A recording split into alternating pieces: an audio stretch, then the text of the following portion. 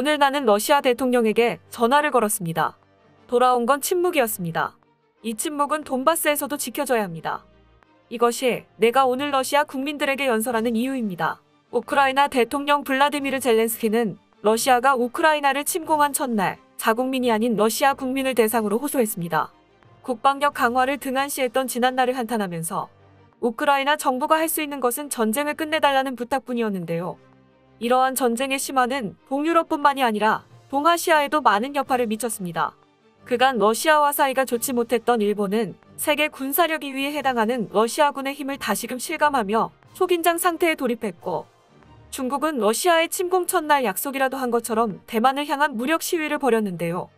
날이 갈수록 고조되어가는 국제 정세 속에서 대한민국은 오로지 국민들의 안전을 위해 굳건하게 발전해 나가는 모습을 보이고 있었습니다. 최근 무던한 노력 끝에 우리나라의 미사일 방어 체계가 완성을 목전에 두고 있다는 희소식이 들려와 대한민국 국민의 불안을 해소시키고 있다는데 어떻게 된 일인지 자세히 알아보겠습니다.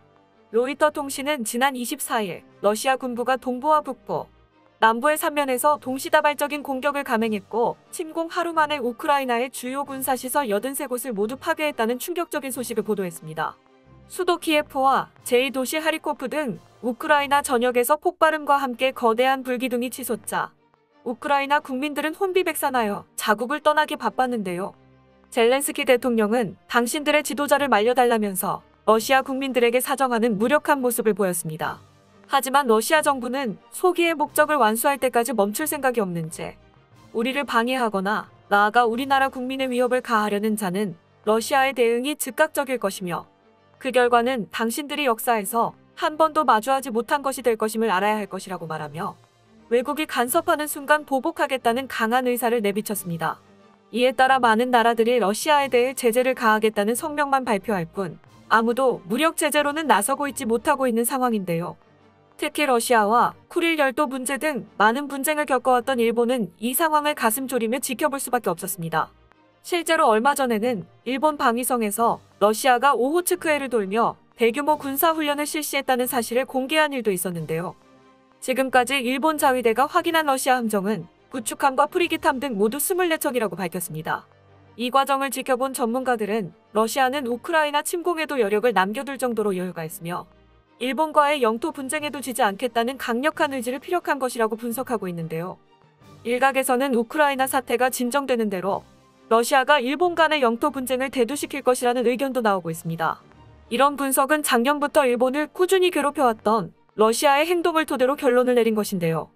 러시아는 현재 일본과 영유권 분쟁 대상인 쿠릴 열도를 지켜내기 위해 해안 방어용 지대함 미사일 시스템 바스티온을 가동하고 있는 데다가 쿠릴 열도 마투아 섬에서 태평양 함대 미사일 부대가 인접 해역과 해협에 대한 24시간 감시 임무를 수행하고 있는 것으로 나타났습니다.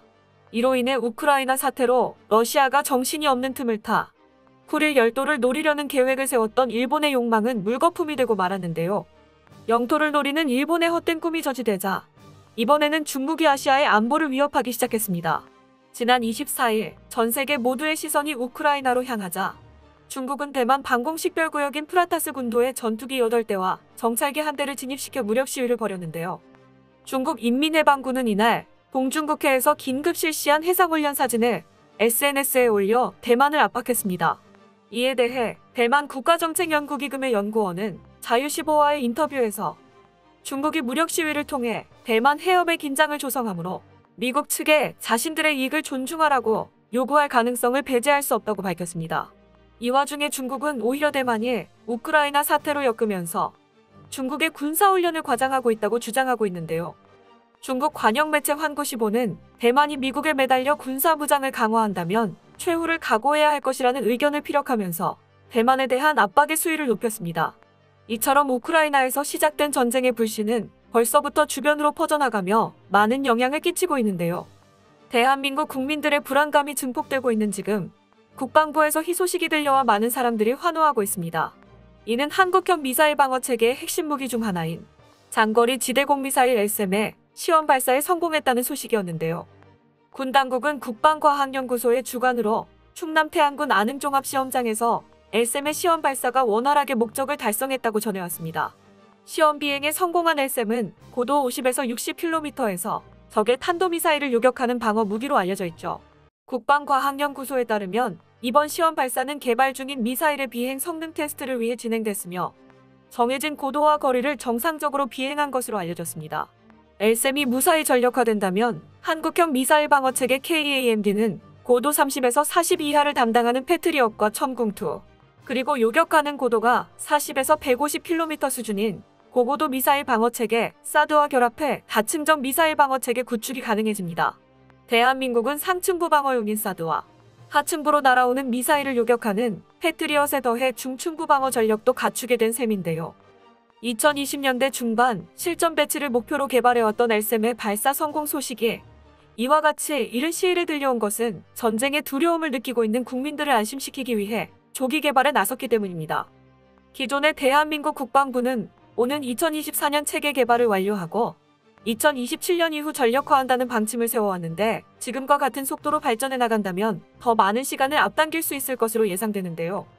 심지어 국방과학연구소에서는 LSAM에 더불어 한국형 장사정포 요격체계 LAMD 개발을 위한 해군 개량형 미사일까지 시험 발사에 성공했다는 소식도 들려왔습니다. 저고도 미사일 방어체계 LAMD는 고고도 방어체계인 LSAM과 중고도 방어체계 천궁2 이하의 방공망을 담당하는 미사일 방어체계인데요. 해군 함대공 미사일을 기반으로 비용 절감을 통해 해군보다 저렴한 요격 미사일을 만들 계획을 세웠던 LAMD의 개발도 순항 중에 있는 것으로 드러났습니다. 또한 한국군은 혹시라도 실패할 미사일 요격을 대비해 가장 확실한 방법인 레이저 요격 체계까지 동시에 개발하며 현재 초기 단계까지 개발에 성공했다고 밝혔는데요. 레이저 대공 무기는 하늘에서 빠르게 이동하는 목표물을 빛의 속도로 정확하게 격추할 수 있어 드론 등 소형 무인기 공격을 방어할 수단으로 주목받고 있습니다. 국방과학연구소는 다수의 레이저 빔을 한데 모아 레이저 출력을 높이는 방식의 첨단 광원 기술을 적용해 관련 무기 체계를 개발 중에 있다고 발표했습니다. 이로써 한국형 아이언돔이라고 불리던 KAMD의 완성이 코앞까지 다가왔는데요. 전문가들은 초창기에 고도 10km에서 30km의 하층 방어 체계만을 담당하기로 했던 KAMD가 5배가량의 사거리 증량을 이뤄낸 데에는 꾸준한 기술 발전과 국제적인 지위 향상도 한몫을 하고 있다고 판단하고 있습니다. 우크라이나 사태를 지켜본 전 세계 많은 사람들이 국방력 강화의 중요성에 대해 체감하고 있는데요. 한편으로는 신냉전의 서막이 시작되었다는 의견도 나오고 있죠. 이는 러시아와 우크라이나에서 일어난 사태를 단순히 지역 분쟁으로 보고 있는 사람이 적기 때문인데요. 일각에서는 러시아가 미국이 주도해온 현존 국제 질서에 대한 도전이라고 말하면서 미국과 그 동맹국들이 러시아와 잠재적 협력자인 중국을 상대하게 될 것이라는 분석도 내놓고 있습니다. 이번 사태에 대해 미국은 러시아만큼의 강경한 모습을 보이지는 않았는데요. 물론 우리나라와 미국의 동맹은 우크라이나와 달리 굳건하지만 스스로의 몸을 지킬 수 있는 것은 결국 자신뿐이라는 목소리가 높아지고 있습니다. 미국의 시카고 국제문제협의회는 한국리서치에 의뢰해 한국 성인 1,500명을 대상으로 실시한 여론조사를 공개했는데요. 조사 결과 한국이 자체 핵무기를 개발하는 것에 대해 응답자의 71%가 찬성 입장을 밝혔고 20%가 반대했습니다. 또한 미국이 핵무기를 한국에 배치하는 것에 대해서는 56%가 찬성했지만 40%가 반대했는데요. 자체 핵무기 개발과 미국 핵무기의 한국 배치 중 선택하라는 질문에서는 미국의 핵무기 배치를 원하는 사람들이 고작 9%의 수치를 기록해 많은 사람들이 한국이 핵무기를 자체 개발하길 바라고 있다는 결론이 나왔습니다. 이 설문 결과를 지켜본 미국의 다트머스대 국제학센터 소속 제니퍼 린드와 데릴 프레스 교수는 한국이 핵확산 금지 조약 제10조를 원용해 NPT를 탈퇴한 뒤 핵무기를 개발하는 것은 합법적이라고 봤다. 본 조약에서 비상사태가 자국의 지상 이익을 위태롭게 하고 있음을 결정하는 경우에는 본 조약으로 탈퇴할 수 있는 권리가 있는데 지금이 딱 비상사태다 말하면서 한국의 NPT 탈퇴가 정당하다는 의견을 내놓기도 했습니다. 게다가 작년 5월 한미 정상회담을 통해 미사일 최대 사거리와 탄도 중량 등에 대한 제한이 사라지자마자 대한민국 국민들은 42년 만에 찾아온 미사일 주권을 환호하면서 기대감을 품었었는데요. 대한민국은 기다렸다는 듯이 사거리 3,000km에 달하는 SLBM 잠수함 발사 탄도미사일을 개발하여 도산 안창호함에 탑재하겠다고 공표했죠. 핵무기라는 특성상 국제정세를 생각해 개발 소식을 공공연하게 밝힐 수 없지만 대한민국은 이전부터 핵무기 개발이 가능한 기술을 가지고 있다는 평가를 받아왔는데요. 이에 대해 대한민국은 국민들의 안전을 위해 미사일 방어체계 구축에 서두르면서도 미사일 타격 시스템 킬체인도 병행하여 개발하는 모습을 보이고 있습니다. 어디로 튈지 모르는 전쟁의 불씨를 예의주시하고 있는 대한민국이기에 이토록 빠른 대처가 가능한 것일 텐데요.